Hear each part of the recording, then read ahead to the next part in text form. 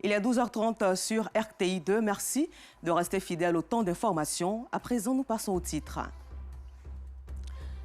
Prière funéraire à Séguéla pour Amadou Soumaoro. Est-ce président de l'Assemblée nationale de Côte d'Ivoire? Le chef de l'État, Alassane Ouattara, y était pour un ultime adieu pour le repos de son âme.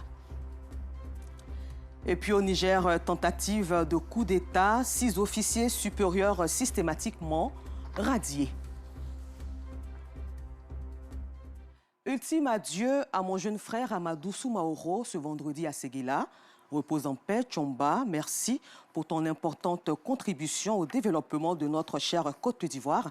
Tels ont été les propos du chef de l'État, Alassane Ouattara, qui était présent à Séguéla aux prières funéraires de l'Espagne, qui repose désormais auprès des siens.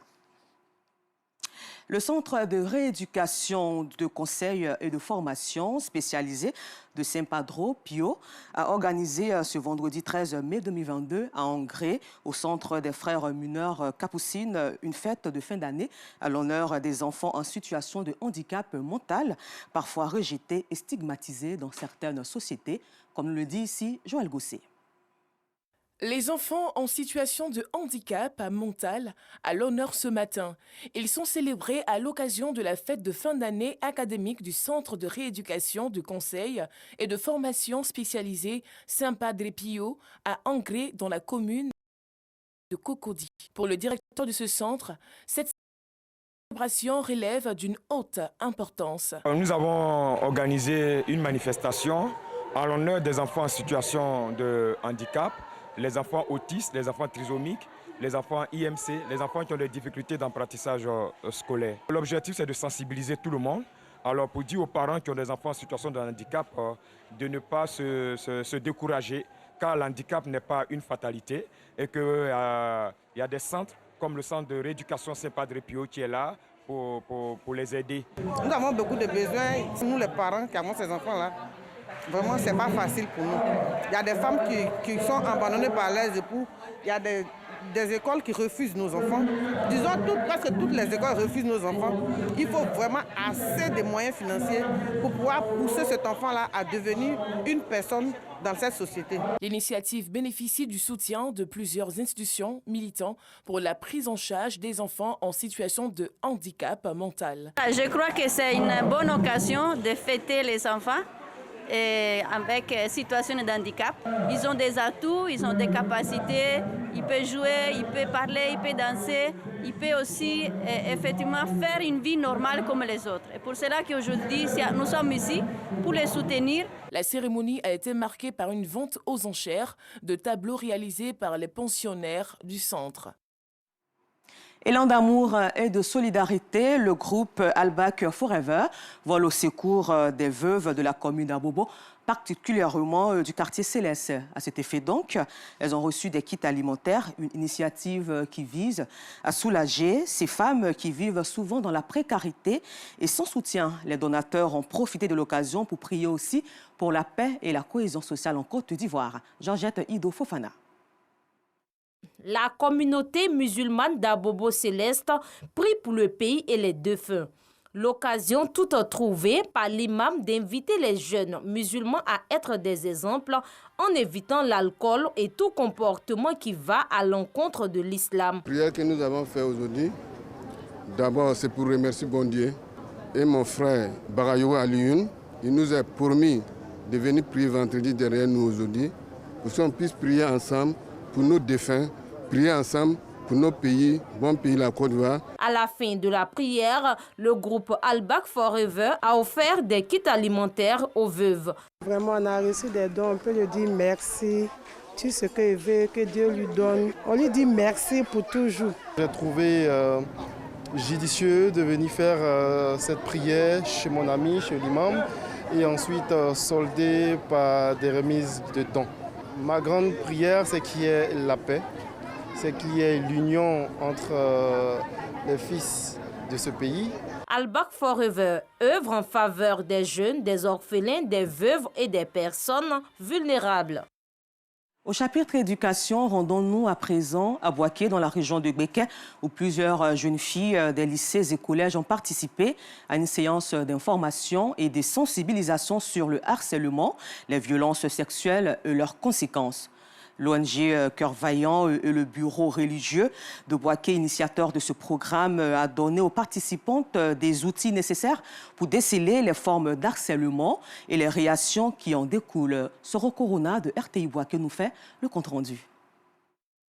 Boaké, cathédrale Sainte-Thérèse de l'Enfant Jésus. Séance d'information et de sensibilisation des jeunes filles, des lycées et collèges, des centres de formation sur le harcèlement, les violences et celles basées sur le genre. Une initiative du bureau diocésain des Cœurs Vaillants, âmes vaillantes de Boaké, dans le cadre de la 5e édition du Forum des âmes vaillantes. Il s'est agi de donner les outils nécessaires aux participantes afin qu'elles sachent déceler les formes de harcèlement sexuel et autres comportements subséquents. Nous voulons faire de ce forum-là un outil d'éducation, de formation, de renforcement des capacités de la jeune fille, afin que là où la jeune fille soit, ce soit un monde où il n'y a pas de violence basée sur le genre, il n'y a pas de discrimination, ce soit un monde où la jeune fille ne sera pas intimidée. Les participantes sont invitées à rompre le silence et à dénoncer tout acte de harcèlement et abus sexuels sur la jeune fille, qu'il soit physique, psychologique ou social. Nous avons fait venir aussi la clinique juridique pour des consultations juridiques, pour que ces enfants-là puissent s'ouvrir à ces praticiens-là, pour qu'on leur donne des informations. À travers ce forum, nous souhaitons que nos filles puissent dire leurs mots sans avoir peur. La marraine de cette activité exhorte les jeunes filles à sensibiliser à leur tour les personnes vulnérables sur le harcèlement et les abus sexuels. Nous avons tenu à leur donner nos conseils, nos accompagnements, voilà, pour que l'activité réussisse. Lutte contre le harcèlement, l'exploitation et les abus sexuels en milieu scolaire et associatif. Un défi majeur pour l'épanouissement de la jeune fille. Tel est le thème de la 5e édition du Forum des âmes vaillantes à Boaké. Toujours dans la Côte d'Ivoire profonde, dans la ville de Guiglo, région du Cavali, le village de Zro regorge 2 écoles primaires qui font aujourd'hui face à d'énormes difficultés. Manque d'enseignants, d'infrastructures et d'autres problèmes qui minent le secteur de l'éducation du village. Un appel donc à l'aide a été lancé par les responsables de ces écoles afin de remédier à ce problème. Joël Gousset. Zro, un village de Guiglo dans l'ouest du pays. Nous sommes à l'école confessionnelle Al-Laïlia. Cette école a été créée en 1990 et a intégré depuis 2 ans le système éducatif ivoirien. L'établissement accueille en moyenne 300 élèves pour 6 classes. Un effectif pléthorique en raison du manque de salles de classe auquel s'ajoute l'insuffisance d'enseignants. D'où l'appel lancé par le directeur de l'établissement. Les élèves qui viennent de loin, quelque chose de 10 à 8 km chaque jour, ils viennent à l'école, mais il n'y a pas nourriture, il n'y a pas aide comme cantine, il n'y en a pas. Au niveau de l'école, bon, on a besoin d'aide pour bien construire. Parce que ici on est sur un gars, quand il pleut, l'eau rentre. Donc ça fait qu'on est obligé d'aller à la maison avant l'air. Les enseignants, eux, ont besoin d'un renforcement de capacité pour dispenser des cours de qualité aux apprenants. J'enseigne le français. Je tiens la classe de CM2 et CM1.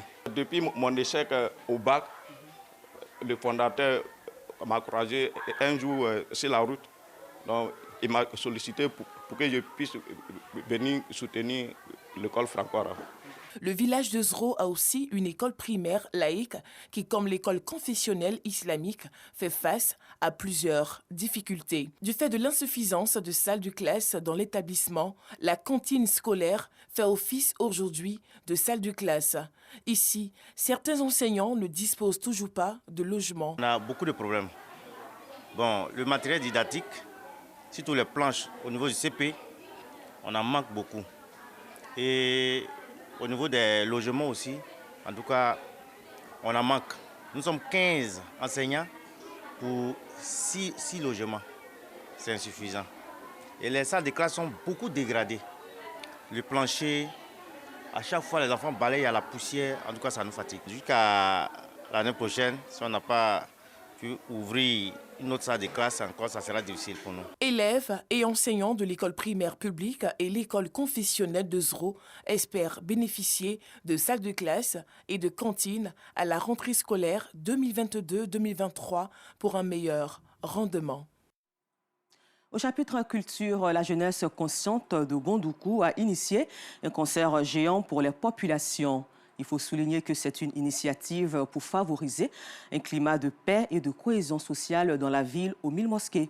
Afou Keïta et Nestor David ont égayé les populations de la région du Gontougo, Nour-Sangaré. Bondoukou, c'est la Côte d'Ivoire en miniature. 12 ethnies qui cohabitent depuis des lustres et des grandes religions, à savoir l'islam et le christianisme. Pour le renforcement de la cohésion et la fraternité entre les populations, la jeunesse consciente de Bondoukou opte pour la culture. Elle a donc offert gracieusement un concert dénommé Concert de paix et de cohésion sociale. Donner à la population un peu de gaieté, un peu de joie. Toujours avancer dans la paix, dans la joie et dans la tranquillité. La paix qu'on a actuellement continue de régner sur toute la Côte d'Ivoire et que nous puissions tous marcher ensemble et que l'objectif de chacun de nous puisse être atteint. À ce concert, des artistes de renom comme Afou Keïta et Nestor David ont tenu le public en haleine. J'ai vu le monde qui est ici ce soir. Si on n'était pas d'accord, est-ce que le monde allait sortir? Non. Je demande les fils et les filles de Bondoukou de se mettre ensemble. Nous voulons dire merci à l'instigateur d'avoir offert ce moment de louange et de célébration à Bondoukou.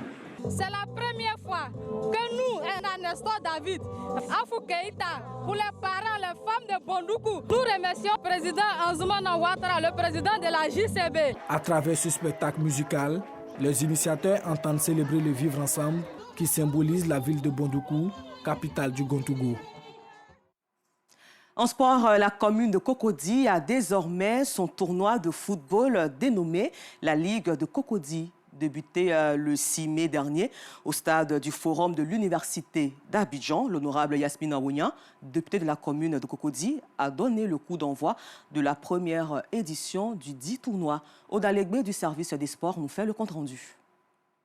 Issu d'une famille d'amateurs de sport et croyant fermement aux valeurs du sport que sont la fraternité, l'amitié et la liberté, la marraine Yasmine Aouyen a au cours de son allocution donné les vraies raisons de son appui depuis une quinzaine d'années à nombre d'associations et d'ONG qui ont décidé d'accompagner le sport amateur. Si le football reste une compétition, il n'en demeure pas moins qu'il constitue un espace de partage, de convivialité, d'échange, un facteur de bien-être et de cohésion sociale. Je voudrais de ce fait adresser mes vives félicitations à celles et ceux qui, aux côtés de Guy Armand Richemont-Meaux, ont pensé ce projet. Pour la circonstance, l'honorable Yasmine Aouyen, dans un jeu de jambes comme à la Benbadi, a donné le coup d'envoi, inscrivant un but magistral au grand bonheur des amoureux du ballon rond. Le match d'ouverture âprement disputé entre la formation de FC2 Plateau en rouge et Lys de la Riviera a tourné à l'avantage de Lys de la Riviera, 1-0. Initié par Guy Richemont-Armand-Meaux, fils de l'ex-international des éléphants de Côte d'Ivoire et de l'Africa Sport d'Abidjan, Mo Emmanuel, ce sont au total 6 équipes dont l'AUC, Delta Academy, 2 Plateaux FC, Lys FC de la Riviera et l'AS UACOM de Saïwa qui sont ainsi lancés à la conquête du trophée de l'honorable Yasmine Aouyen pour cette Ligue de Cocody qui promet déjà. En sport toujours, cette fois-ci à l'international, c'est la Chine qui continue de se replier sur elle-même, confrontée à une flambée de contamination au Covid-19. Le pays a reporté récemment l'organisation de multiples compétitions sur son sol et renonce enfin à l'organisation de la Coupe d'Asie 2023 de football. Et puis nous finissons ce journal au Niger, tentative de coup d'État présumée. 6 officiers supérieurs viennent d'être systématiquement radiés de l'armée. Une note signée du chef d'état-major des armées. Le document évoque des fautes graves et lourdes dans leur service militaire. Encore merci à vous et l'information revient à 19h30 sur RTI2 avec Alassandra Boparguin.